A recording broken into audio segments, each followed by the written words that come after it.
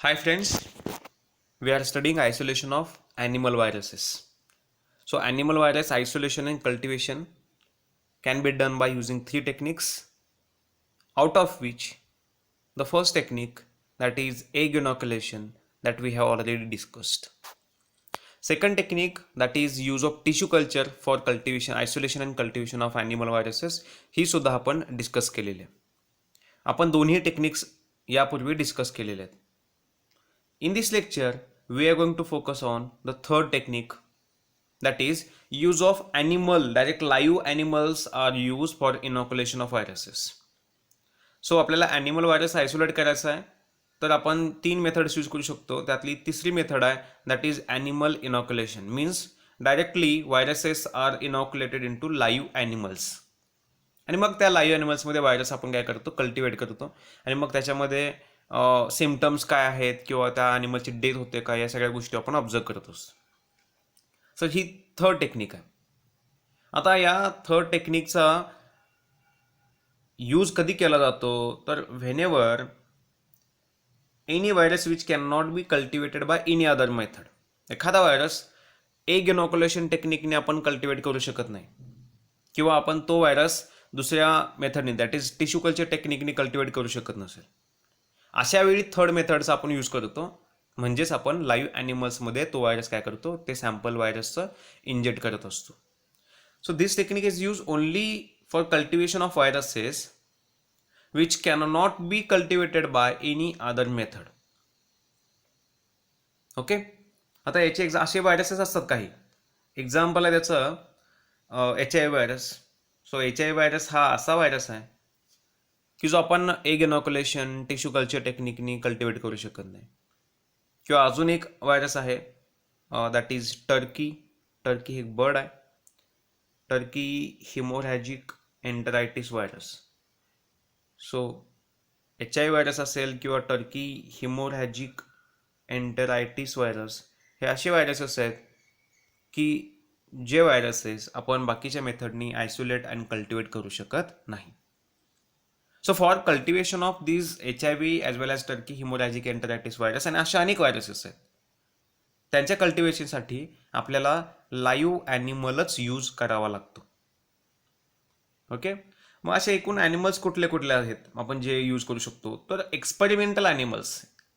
Experimental animals म्हणजे काय की जे ॲनिमल्स एक्सपेरिमेंटल पर्पजसाठी यूज केले जातात, ज्यांना लॅब ॲनिमल्स पण म्हणतो आपण.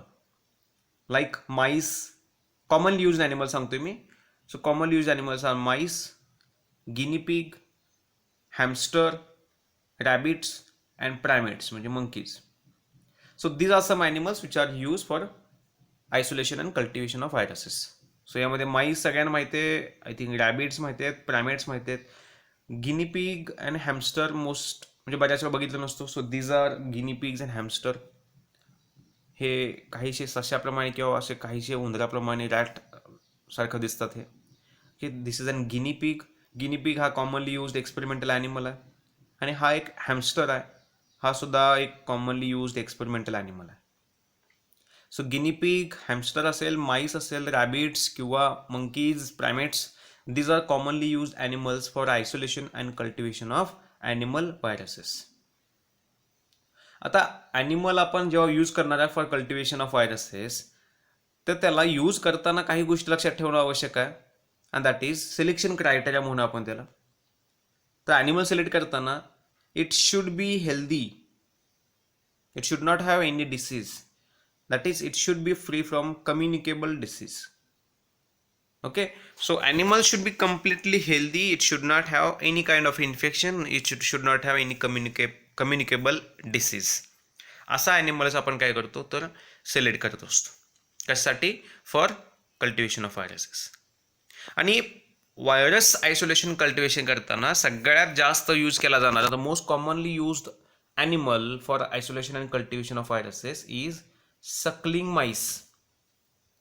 सकलिंग माईस म्हणजे काय? ॲक्च्युली माईस आहे तो, पण न्यूबॉर्न माईस म्हणूया आपण याला. Okay. So which feeds on mother मिल्कवर जो फिडिंग करतो असा जो माईस आहे त्याला आपण सकलिंग माईस म्हणतो. It is approximately 7 to 10 days old. So हा माईस आहे, पण कसा आहे न्यूबॉर्न म्हणूया आपण 7 to 10 days ओल्ड माईस आहे. आणि हा जो माईस असतो की which is susceptible to variety of viruses. वेगवेगळ्या व्हायरसना हा ससेप्टेबल असतो म्हणून आपण हे कॉमनली यूज करतो. So suckling mice are commonly used for isolation and cultivation of animal viruses because it is susceptible to wide variety of viruses including toga viruses. आता toga व्हायरसमध्ये अनेक व्हायरस येतात. कॉक्सॅकी व्हायरस आहे. So या क्लासमधले जे viruses आहेत, these viruses can easily be cultivated in suckling mice. So commonly used animal for a virus cultivation is the suckling mice. Okay, या व्यतिरिक्त आपण जे मगाशी बघितलं तसं बाकी सगळे ॲनिमल सुद्धा यूज केले जाऊ शकतात. कुठला व्हायरस आपल्याला कल्टिवेट करायचा आहे त्याच्यानुसार आपण ॲनिमल सिलेक्ट करणार. Okay, so it is these are images or pictures of guinea pig and hamster. आता ॲनिमलमध्ये आपण जेव्हा इनॉक्युलेशन करणार त्यावेळी इनॉक्युलेशनचा रूटसुद्धा इम्पॉर्टंट असतो. म्हणजे आपण असं नाही की कुठलाही व्हायरस घेतला आणि कुठंही त्या ॲनिमलमध्ये इंजेक्ट केलं. No, it is not possible. कारण काही व्हायरसेस टिश्यू स्पेसिफिक असतात, काही व्हायरसेस हे ऑर्गन स्पेसिफिक असतात. म्हणजे काही फक्त लंग्समध्ये मल्टिप्लाय जास्त होतात, काही किडनीमध्ये. सो अशा वेळी आपल्याला त्या स्पेसिफिक रूट्सचाच यूज करावा लागतो. मग commonly used roots of inoculation कुठले कुठले असतात, तर ब्रेनमध्ये मल्टिप्लाय करायचं असेल किंवा आपल्याला ब्रेनशी रिलेटेड व्हायरस आयसोलेट करायचं असेल तर इंट्रापेरिटोनियल किंवा ब्रेनशी रिलेटेड म्हणजे इंट्रासेरेब्रल आपण यूज करू शकतो. बाकीची रूट्स आहेत लाईक इंट्रापेरिटोनियल कॅव्हिटी असते त्याच्यामध्ये आपण व्हायरस इनॉक्युलेट करू शकतो. इंट्रावेनस, सबक्युटानियस, काही व्हायरसेस हे नेसल कॅव्हिटीमधून आपण ट्रान्सफर करू शकतो. So these are some routes of inoculation: intraperitoneal, intravenous, subcutaneous, intracerebral, intranasal. तर हे कॉमन रूट्स आहेत की ज्यांचा यूज करून आपण व्हायरस त्या ॲनिमलमध्ये इंजेक्ट करू शकतो.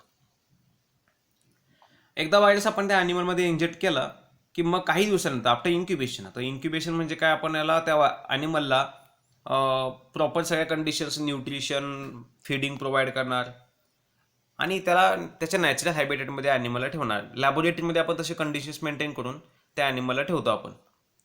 After inoculation the animals are observe for symptoms of disease. So काही सिम्पटम दिसतात का, ते सिम्पटम बघणार.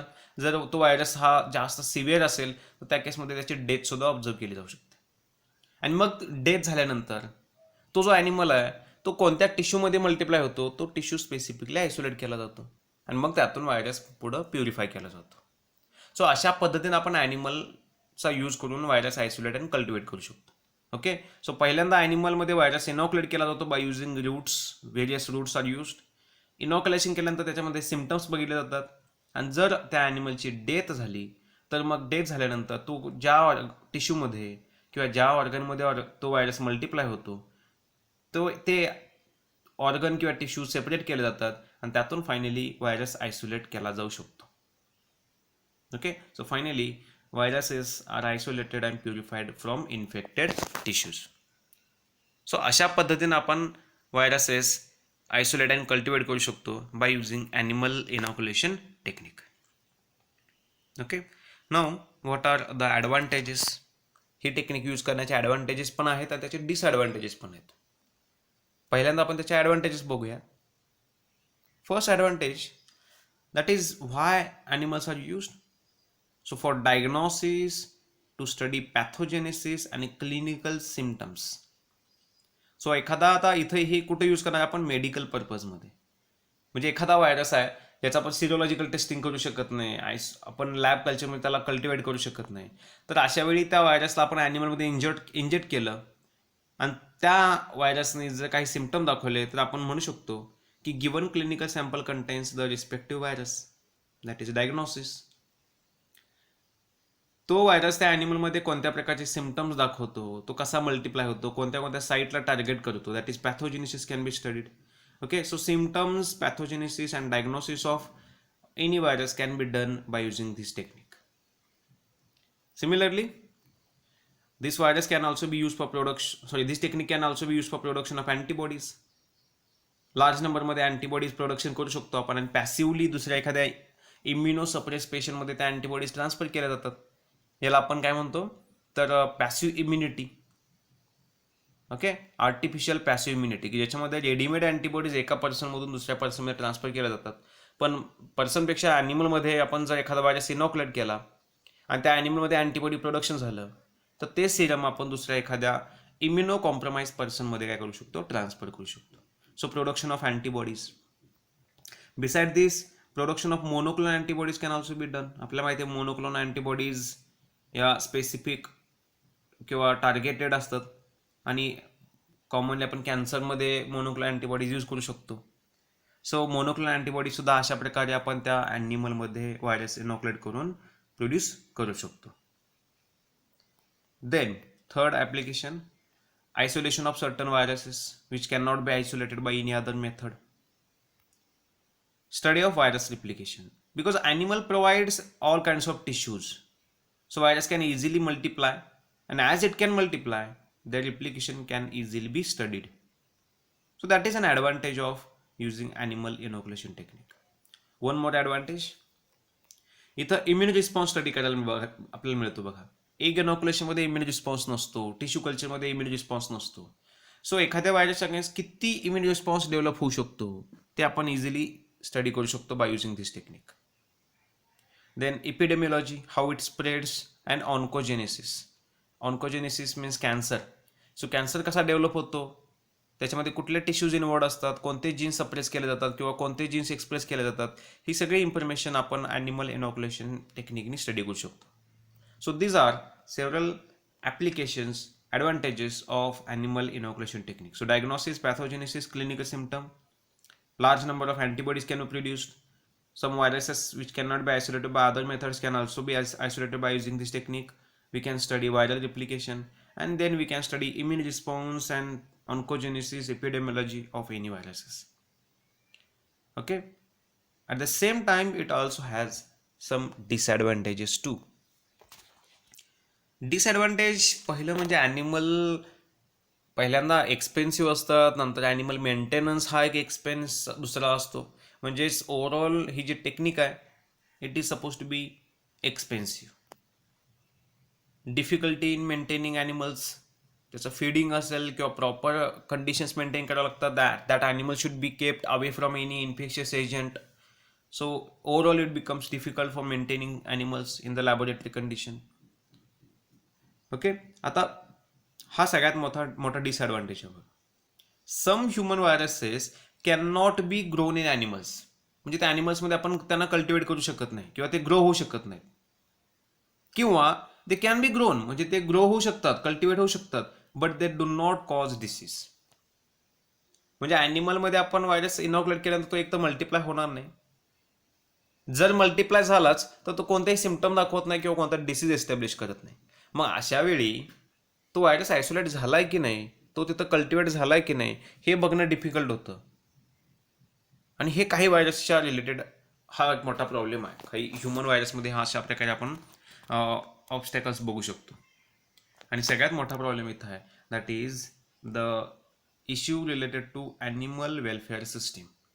ज्या प्राणी मित्र संघटना आहेत आणि त्यांच्यामुळे बऱ्याच वेळा आपण एखादा ॲनिमल सॅक्रिफाईस नाही करू शकत. आता याला मल्टिपल इथिकल रिझन्स आहेत, but the issues which are related to animal welfare system, animals can not be sacrifice. तर कारण आपण ॲनिमलमध्ये व्हायरस इनॉक्युलेट केला की त्याची डेथ पण होऊ शकते, आणि त्यामुळं की आपण ॲनिमल्स लिमिटेड यूज करू शकतो याचा. So these are the techniques which are commonly use for isolation and cultivation of animal viruses. आपण तिन्ही टेक्निक्स स्टडी केलेल्या आहेत. Okay, thank you.